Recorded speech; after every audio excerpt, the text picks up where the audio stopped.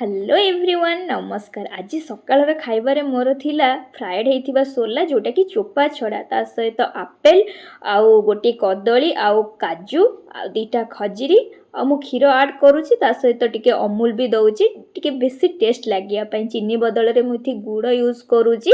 तो ताको ग्राइंडिंग कला परे बढ़िया से गोटे जूस बनी जीवो। तो एटा बहुत प्रोटीन देई थाए। आज मोर हेयर वाश करिवार थिला तो हेयर वाश करि सारी के आसी जाइथिली लंच प्रिपरेशन करिया पई पूरा साधा खाइबा प्लेन डाली की अंडा आमलेट। तो मुझे ये आमलेट टा बनाए मत भल लगे बनवाई। चुटी मोर 80% सुखीगला मुझे सेरम लगे देती। आज ड्यूटी आसला बेले नहीं आसती चिकेन संध्यारे कहले चलो टिके मार्केट जीवा तो ड्रेस एका देखिबार थिला। मो स्वामी तो बाघर बेले बैगन रुआ आउ अल्प दिन अच्छी एनिवर्सरी एबे जाउछन्ते ड्रेस किनिबा पई की।